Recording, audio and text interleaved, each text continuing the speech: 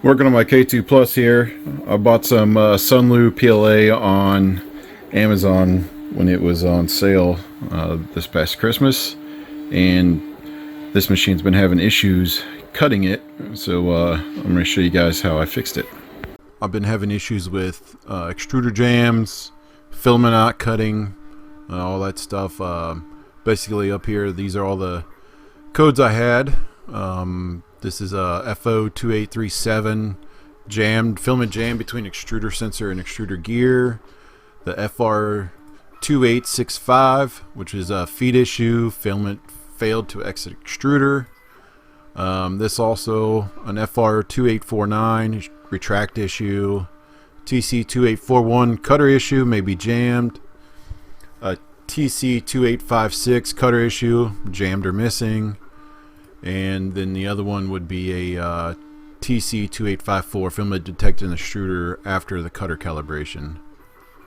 That was during the calibration phase. So on these K2 Pluses, when you run a cutter calibration, we'll just go ahead and do that right now. Alright, we're back. So I went to settings, calibration, and we're going to do a cutter calibration here. And hit start. So if you watch over here in the console, this is basically the fluid dashboard.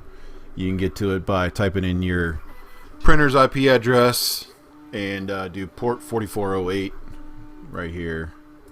So it's going to go through, well, it's going to home itself first, clean the nozzle, then it's going to go through the cutter calibration here.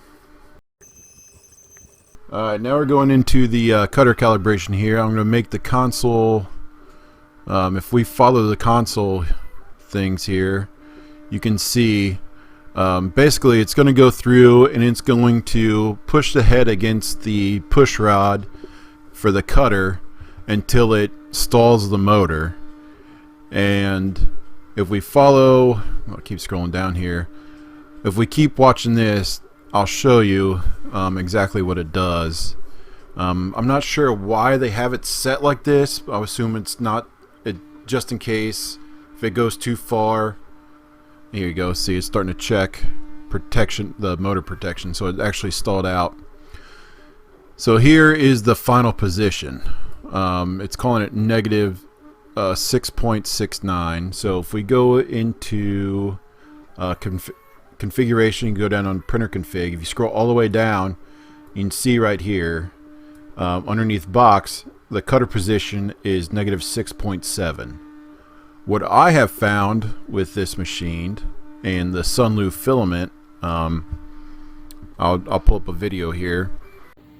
Alright, so here's the filament, pull it out of the extruder. You can see the melted part towards the end here, and if you actually look pretty close, see if we can zoom in here, you can actually see the two cutter marks here and here. Hands are dirty, I was spray painting earlier. So let me set my phone up and I'll show you the cutter marks there. It's actually, you can see where the two cut marks are, then where the filament is actually melted from inside the tube. And if you open up the filament a little bit, you can see the cutter marks where it doesn't go all the way through. So what I ended up doing was I just did a bunch of feed settings, or a feed filament in, cut it, retract it, and I kept changing that number. But you can see here the actual position it wanted where the motor stalled out was negative 7.1 millimeters from zero. So from there it does a cut position offset of 0.4. So that drops it down to the negative 6.7. What I have done is, well, you can see the math right here. Cut position negative 7.1 plus the 0.4 offset equals negative 6.7. So what I have done, you can see my math up here where I was testing everything and with firmware updates. My actual position it likes to cut the Sunlu is actually, we'll go back here, is actually the negative 7.1 plus or well, then you would add an additional 0.2, and it'd be negative 7.2 is the position I found that actually cuts the filament every time correctly.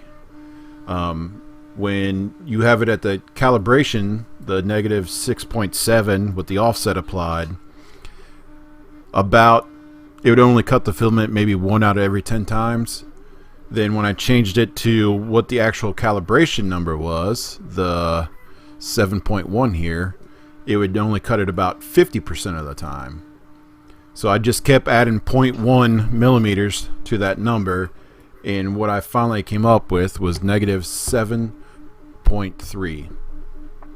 So from the negative 6.7 to 7.3 is 0.6 millimeters is what I had to end up adding to everything to make it work. Oh, I didn't save it. It's actually negative 7.3. So if you're having problems with the cutting filament, some filaments are harder than the other, and it seems like the Sunlu filament kind of work hardens as it goes through the tubes, if that makes sense.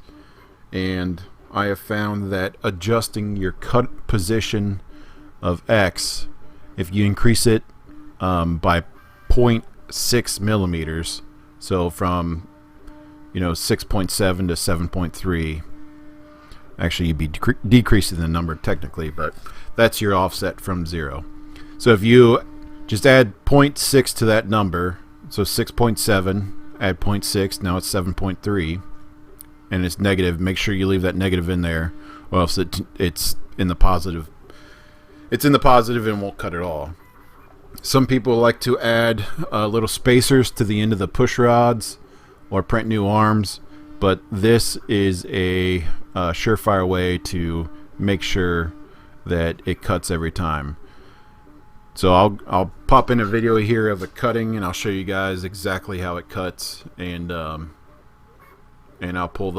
cut the filament off and show you the cut marks.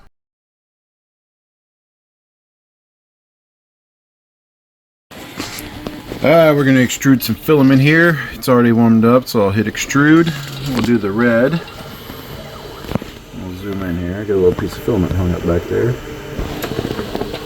I'll feed some red in.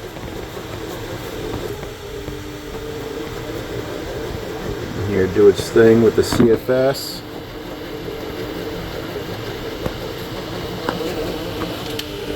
Another thing I did while I'm here, this tube that's at the top here, where it comes up out of the extruder, then goes through that rubber tube. Let's see, we're right there in the back. I ended up taking those fittings out, and that tube is continuous all the way to the hub that's on the back of the CFS or the back of the printer, wherever you mount it to. But that line is continuous all the way to the hub. I was having issues with filament getting stuck in the fittings as it was coming through there, and it was causing a lot of drag. So that has seemed to help quite a bit, just doing that. So wait for this thing to flush itself out, and then we'll do the extrude, or the retract, and I'll show you the cutter. Now it's done extruding, and we'll go back to, we'll hit the retract. I'll come over here, and it'll do its thing right here when it cuts, and you'll hear how much more forceful it is.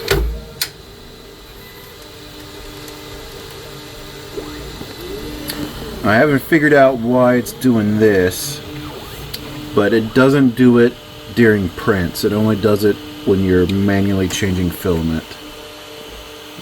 While your print's not going on, so I'm not sure what that's all about.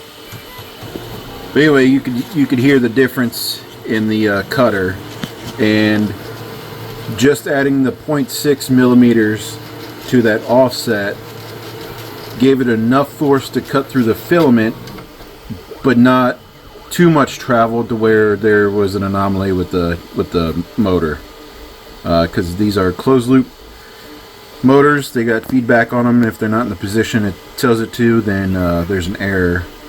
So I found that 0.6 is about the edge of what you can do as far as adding to your cutter offset position. Yeah, let me know if this video helped you. It's helped me a bunch. Ever since I've added that 0.6 to the offset, I have had no issues with the cutter, with the cut and filament or extrusion jams or anything like that.